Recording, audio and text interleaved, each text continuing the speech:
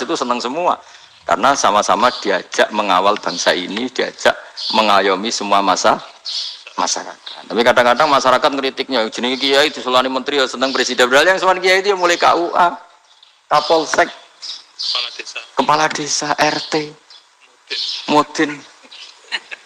Itu Mudin kalau tanya ya lucu-lucu. Gus kalau nate nyembelih pitik kemanian, pitik gue gede man.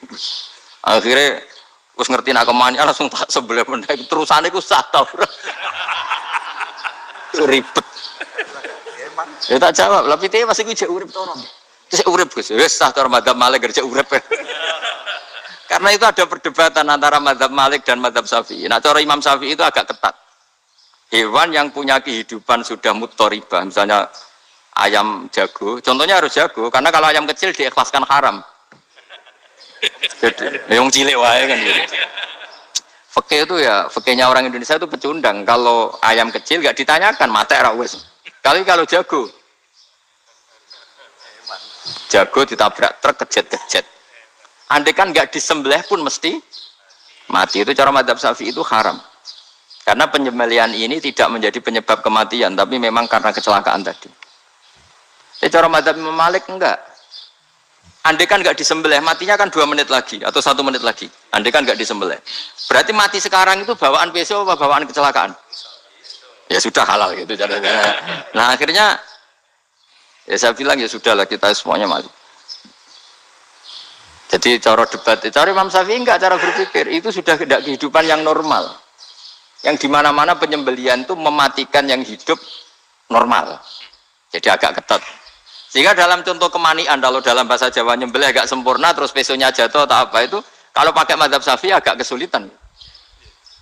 Jadi kalau madzhab Malik asal diselesaikan secara fauron dan juga sebagian madzhab Syafi'i itu halal. Nah orang mesti tanya gitu, Gus, wedhusku tabrak truk, eman Gus kejet-kejet. Nak pitik cilik ra ditakok. Makanya termasuk kritiknya Mbah Mun, tapi ini madzhabnya Mbah Mun ya. Kamu boleh ikut boleh ndak karena ini urusan ndak penting. Jadi wong-wong lucu, nak ditakoki yuyu muni haram mergo amfibi. Yuyu ngerti ya, Men? Yuyu nggih. Tapi nak ditakoki kepiting muni halal. Mergo nak yuyu haram gak eman, nak kepiting eman. Padahal alasannya coba, kenapa yuyu haram? Karena amfibi kan, bisa di air. Pertanyaannya, kepiting seperti itu enggak? Nah, tapi kepiting kalau haram kan eman.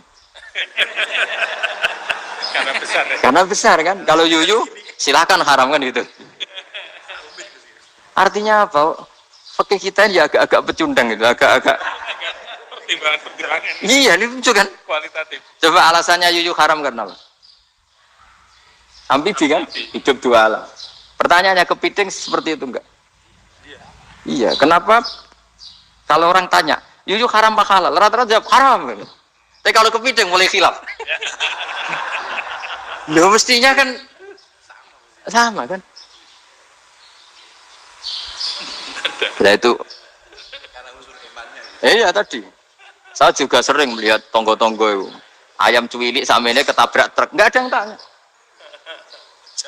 Tapi saya pernah jalan-jalan di Naruan sini. Ono jago ketabrak. Sing duwe langsung marani kula. Pas saya naik motor. Gus ini halal apa haram? Nah langsung kula sebelah halal apa haram? Wis kanggo kowe halal kanggo halal. Karena saya tahu tak jawab haram masih kecewa itu. Aduh. Ya ini beratnya. Ya akhirnya ya saya setelah itu Fatihah Imam Syafi'i ngapunten nih umat kula nu rahasia madzhab jenengan tuh ndak siap. Iya kan akhirnya pakai madzhabnya Imam Malik tadi. Ya tak Fatihah Imam Syafi'i ini mboten niat nglawan jenengan. Tapi ngobati tiang eman. Mergo pitike besar itu. Jadi ini kan ceritanya itu makanya yang rileks saja lah bahwa Islam ini yang rileks, yang menyenangkan karena ya agama ini harus menyenangkan. Raditu billahi robba. Raditu itu senang banget, ridho itu puas. Enggak boleh beragama pertuntungan terus emosinan. Ya marem atau raditu itu marem jadi yang ya saya kira demikian. Assalamualaikum warahmatullahi wabarakatuh. Pelajari lho Pak. Ya, bagus. Pon alhamdulillah. Satu aja yang di sini benar. Oh, satu aja. Nggih. Nggih, damel syarat. Jadi mungkin ada satu pertanyaan aja. Satu saja. Bukan keluhan. Bukan keluhan. Ini mumpung Gus Ba pada Madhohirul Jamal. Iya, Madhohirul Jamal. Sebentar lagi sudah jalan. Sebentar lagi sudah Madhohirul Jalal. Jadi gak kena ditakoni. Monggo setunggal mawon. Ya, bagus. Ini gini, ambil.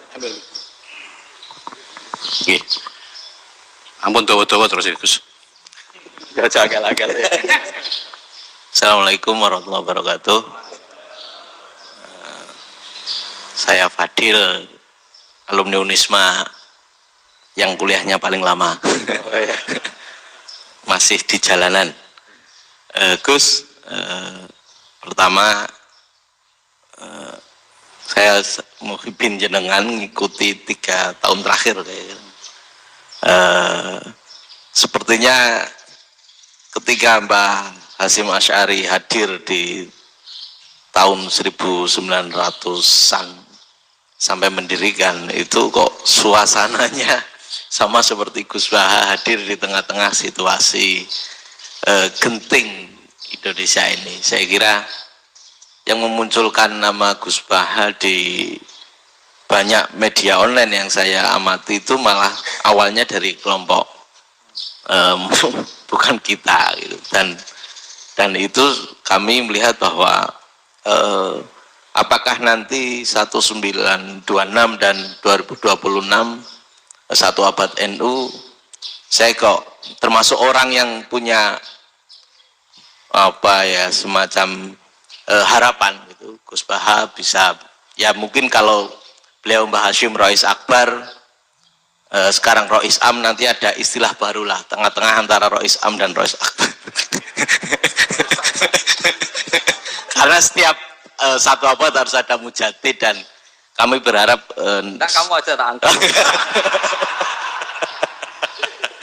itu yang pertama, artinya mohon maaf Gus. Yang kedua soal saya termasuk orang yang cukup iskal dengan peristiwa Nabi, kalau banyak disebutkan itu kisah Nabi Khidir atau Khodir yang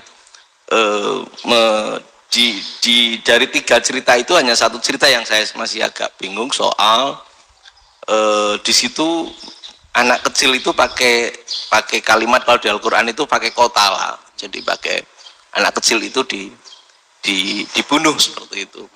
Jadi ada istilah yang apakah memang saat itu ada syariat yang membolehkan atau memang ada sesuatu yang secara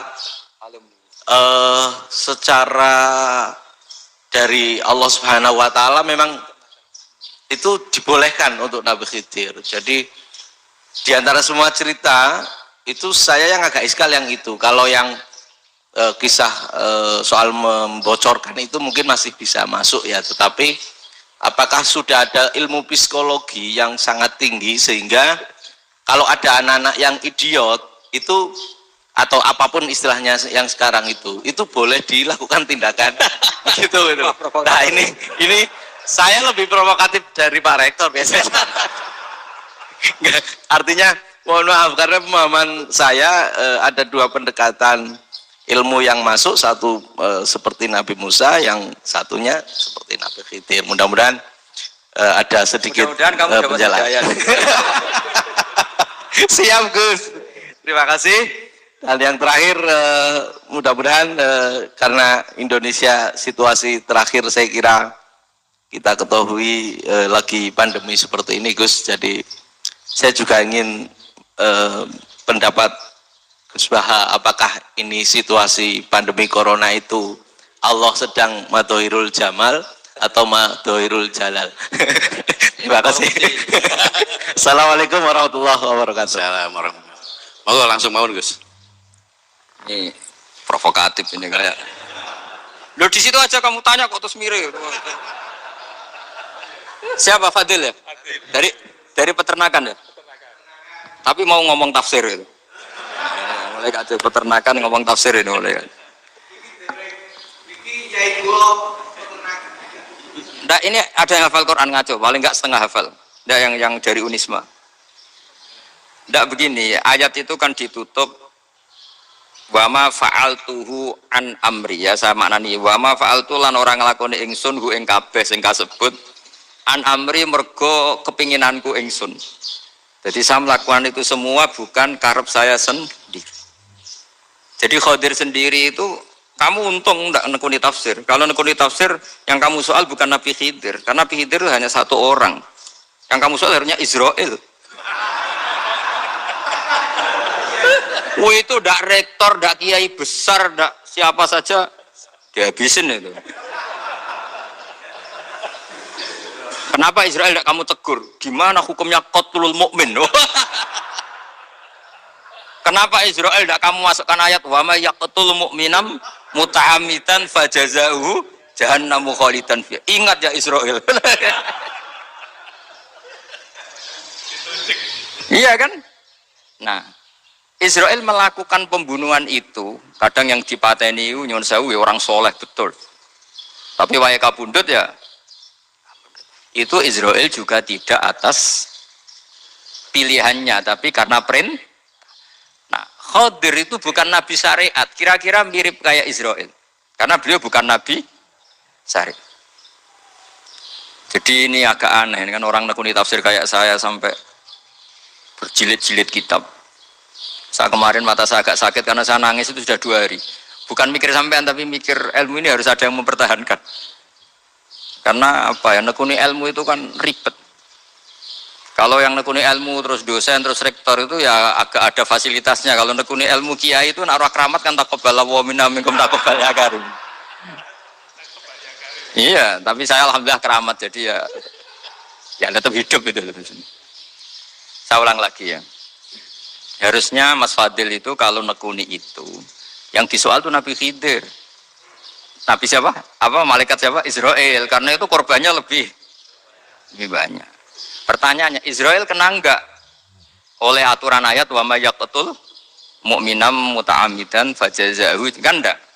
Karena semua itu wa ma fa'altuhu an amri. Saya lakukan ini. Mungkin ngaji kamu enggak khatam sih mau delok fakotalah. Itu Nabi Khidir pasti tersinggung, enggak baca belakangnya itu. Ya karena jurusan peternakan itu. Atau salah gurunya yang ngajar. Daripada nyalakan satu orang mendingan 2 ya. Jadi kalau ngaji itu khatam sehingga ngerti ayat itu kan ditutup wa ma fa'altuhu an amri. Nah, menurut Ibnu Hajar Al-Asqalani yang nyarai Bukhari dan ketika itu cerita tafsir ayat itu, wa hadza dalilun ala anna Musa afdhalu minal Khadir. Justru ayat-ayat itu menunjukkan Musa itu lebih utama ketimbang Nabi Khidir. Karena Nabi Khidir monoton melakukan apa saja yang diperintahkan Allah, sementara Musa tetap dengan gugatan syariatnya. Beliau gak terima ada orang main membunuh. Aqtal tanafsan zakiyatan bi ghairi nafs. Laqad ji'ta syai'an nukra. Nah, sur'atu Musa ila nahyil munkar itu menunjukkan beliau Nabi ulil azmi. Jadi Nabi Musa langsung sikap, wah ini tidak benar kamu. Padahal sudah ada perjanjian, kamu tidak boleh bantah. Tapi Nabi Musa lebih ngeboti syariat, lebih memihak syariat, nahi mungkar itu wajib. Justru itu menunjukkan derajatnya Nabi Musa fauqal Khadir. Makanya Nabi Musa tetap gugat, nggak bisa dong, ini nafsan zakiyatan kok kamu bunuh. Maka itu jadi ilmu. Nabi Khidir pada akhirnya nyuwun sewu ya tidak bisa jawab. Makanya beliau menutup wa ma fa'altuhu an amri. Sebenarnya saya sendiri itu ya tidak punya alasan.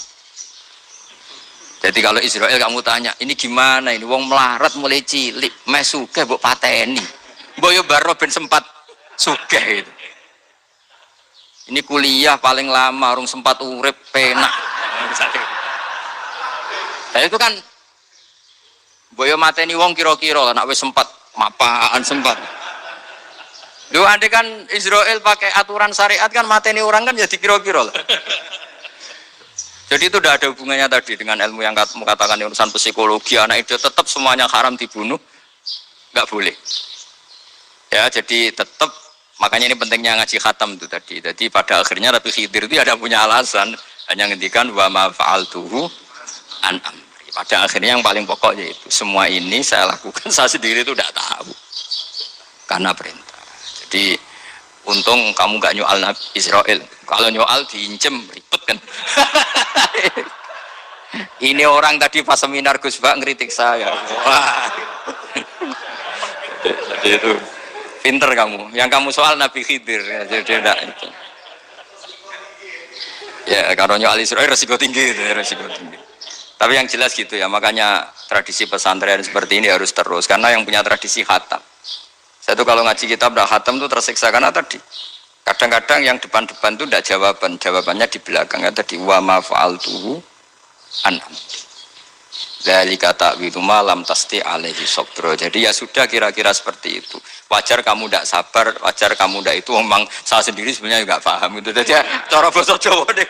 Wajar saya kira paham. Wajar aku dhewe ku ora paham. Aku ya mau ngakoni gitu. Jadi sebetulnya ya sama-sama ada itu kan. Ini wa ma fa'altuhu an amri. Udah ya? Ya, sudah. Sudah ya? Nggak perlu dijawab kata beliau. Baik Bapak Ibu semuanya yang saya hormati, dan saya tidak harus menyimpulkan, karena kalau menyimpulkan malah itu menduguri ulama kan itu enggak tawadhu lagi, malah itu khawatir kualat. Baiklah, mungkin hanya kita tutup dengan berdoa yang dipimpin oleh Gus Pak. Betul apa-apa, dan setelah itu nanti kita foto bersama.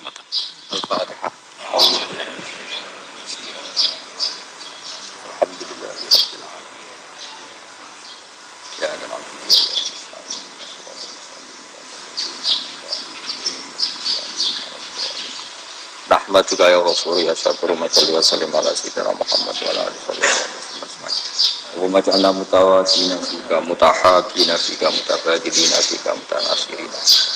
Wa ja'alna ya Allah mimma yaj'aluka somadana wa maksudana. Fardo anna ya Allah lakal hamdi ya radita lakal hamdi fatarida lakal hamdi wa hatta tarda. La nufsitana nazika anta kama ta'ala nafsik. Allahumma ya ilahana bijahil basirina Muhammad sallallahu alaihi wasallam ij'alna ya wa min khiyari ummati ij'alna mimman yuqimu hadzal din wa mimman yahtumuhu wa yansuru waj'al ya Allah himmatana fi hadithar ila kalimatikal ulya fi annika fatim assalamu wal afiyah fid dunya wal akhirah rabbana atina fid dunya hasanah wa fil akhirati hasanah wa qina adzabannar sallallahu alaihi wasallam Muhammad sallallahu alaihi wasallam subhana rabbika rabbil izzati amma yasifun wa salamun alal mursalin walhamdulillahi rabbil alamin.